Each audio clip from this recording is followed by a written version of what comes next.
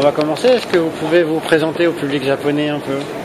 Bon, cher public japonais, je m'appelle Régis Loisel, je suis dessinateur de bande dessinée depuis bientôt 40 ans. Et voilà, donc j'ai fait effectivement pas mal d'albums. Et j'ai eu la chance, je dis bien la chance, d'avoir eu des albums qui fonctionnent très bien en France et en Europe. Alors votre plus grand succès, enfin celui en tout cas par lequel moi je vous ai découvert, c'est La Quête de l'Oiseau du Temps. Oui, il y a eu La Quête de l'Oiseau du Temps, donc, et puis Peter Pan, effectivement, qui sont à peu près une équivalence au niveau du succès public, j'entends. Et puis là, il y a actuellement Magasin Général qui talonne tout ça. Est-ce que vous pouvez nous dire quelques mots sur justement sur La Quête de l'Oiseau du Temps et puis Peter Pan, de quoi parlent ces deux ouvrages? Ça va être difficile, mais bon, La Quête de l'Oiseau du Temps est une série que nous avons commencé avec Serge Le Tendre, qui était le scénariste, en 82, je crois. Et publié dans Pilote, c'est ça? Ouais, non, dans Charlie mensuel. Et donc c'est un album d'Heroic Fantasy. Et c'est pas de l'Heroic Fantasy à l'américaine, évidemment. Ce n'était pas de l'Heroic Fantasy à la française, puisque ça n'existait pas. Et comme moi j'ai horreur de l'Heroic Fantasy, je me suis arrangé à ce que l'Heroic Fantasy que nous abordions avec Serge, Le Tendre, donc, soit une Heroic Fantasy un peu comme moi je la ressentais, c'est-à-dire avec un peu d'humour, avec des bestioles qui soient pas trop compliquées, où il n'y a pas trop de trucs à l'américaine avec des dents, des cornes, des 10 yeux et machin comme ça. Et puis le point fort de cette série, c'était que c'était l'histoire d'un héros, Bragon, qui est un vieux héros à la retraite, qui a à peu près 65 ans, oui, à peu près 65 ans, et qui est un personnage un peu bougon, un peu sale caractère, et qui n'était pas l'espèce de super-héros musclé comme ça, et qui est censé, je ne veux pas raconter l'histoire, mais qui rencontre une jeune femme qui se prétend peut-être être être la fille de Bragon, de sa fille. Et donc il s'appelle Pélis, fille Pélis. Et donc cette Pélis lui confie une mission via sa mère, qui est une princesse. Et voilà, toute l'histoire va raconter cette épopée, va raconter cette rencontre entre ces deux personnages, au milieu d'une histoire effectivement assez particulière qui s'appelle La Quête de l'Oiseau du Temps. Donc ce qui je pense a fait le succès de cette série, en dehors de l'aventure proprement dite, c'est que au lieu de travailler les héros sur leur qualité, leur force, on a plutôt œuvré de travailler sur leurs faiblesses, leurs failles. Et donc ce qui fait créer un petit peu d'émotion, un petit peu de choses complètement différentes qu'on ne retrouverait pas dans la bande dessinée. Et notamment aussi un personnage qui s'appelle l'Inconnu dans l'histoire, qui lui est venu un petit peu par accident et qui lui a amené une espèce de pointe d'humour dans les rapports de ces personnages. Et puis Pélis, une petite pointe d'érotisme. Donc en fait, ce qui fait que ce groupe de personnages au milieu de cette histoire un peu fantastique a donné une espèce de couleur à ce nouveau type pas de science-fiction, d'heroic fantasy. Donc ça a connu un grand succès en France, et puis aussi en Europe, et puis voilà. Mais je ne vais pas m'amuser à vous raconter l'histoire. Très bien, non, mais c'est déjà très bien, merci beaucoup.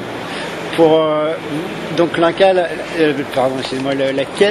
ça a commencé au début des années 80, au moment où donc il y avait plusieurs magazines de bande dessinée installés en France. Donc vous nous avez dit que c'était prépublié dans Charlie. Est-ce qu'à ce moment-là, quels étaient vos liens avec ces grands auteurs qui animaient aussi les autres magazines que sont qui étaient Pilote et Métal Hurlant?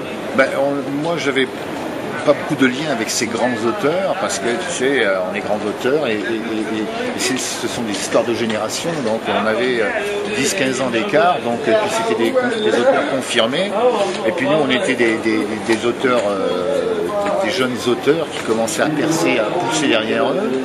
Et on n'est pas trop entré en contact. Hein. Mais ceci dit, très peu de temps après, c'est-à-dire dès l'instant où le succès apparaît, on est forcément considéré autrement. Et puis ces vétérans, ces auteurs de l'époque,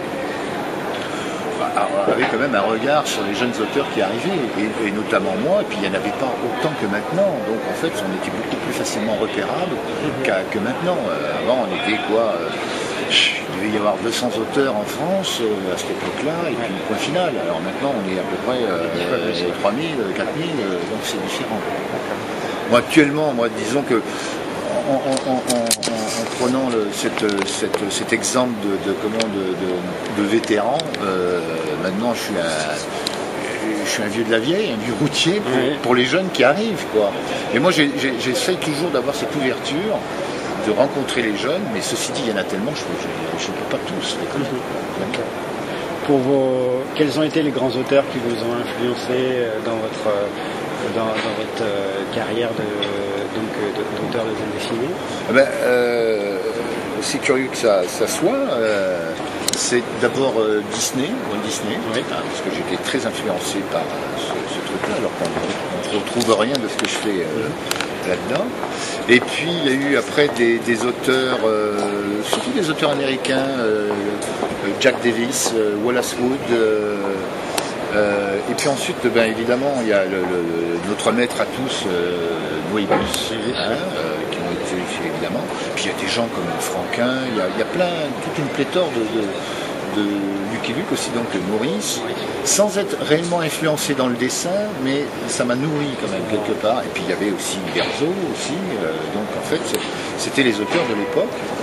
Et je crois que je me suis bâti sur ces gens-là, et puis petit à petit cette espèce d'humus, enfin on pousse là-dessus, et puis ça devient je suis devenu ce que je suis, et puis je crois que c'est le chemin pour tout le monde. Est-ce qu'il y a 2-3 auteurs que vous suivez particulièrement, dont vous trouvez l'œuvre, même surtout parmi les nouvelles générations, donc vous sentez qu'on a là quelque chose de très bon, des auteurs vraiment...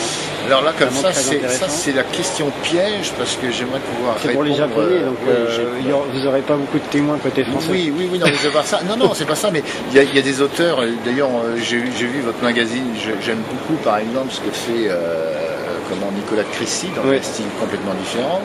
J'aime beaucoup aussi Black Sad, par exemple, puis je sais pas, il y a une pléthore de gens comme ça me vient pas à l'esprit. Évidemment, je parle des jeunes, je pourrais parler évidemment de gens comme Giraud, il y a des gens comme Book aussi qui sont des dessinateurs formidables. Mais dans les jeunes, qu'est-ce qu'il y a? Il y a un type comme Larsenet est intéressant. Qu'est-ce qu'il y a encore? Il y en a plein. Puis effectivement, j'ai découvert par exemple, et je ne vais pas pouvoir prononcer le nom parce que je ne me rappelle plus, mais j'ai découvert les mangas il n'y a pas si longtemps que ça. Ah oui. Je connaissais les mangas, mais je ne le lisais pas.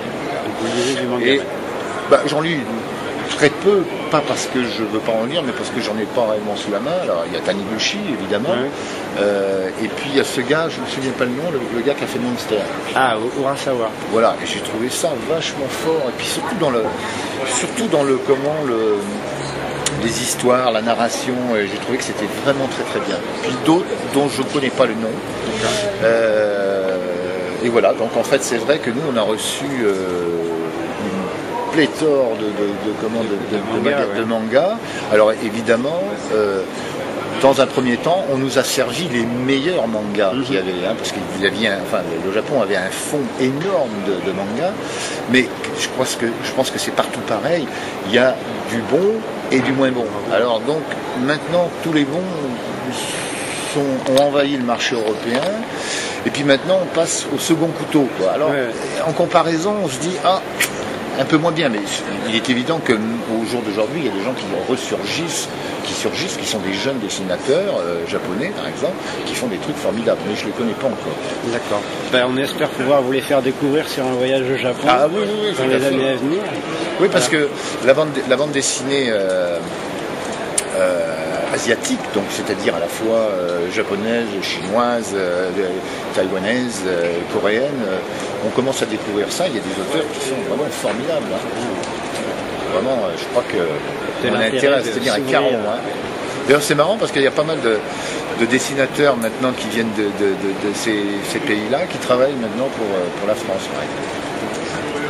Très bien, merci beaucoup pour cette entrevue et toutes ces réponses très intéressantes, et on espère vous revoir très bientôt j'espère. Au Japon par exemple. Oui, voilà. Tout à fait. Merci beaucoup. Merci beaucoup.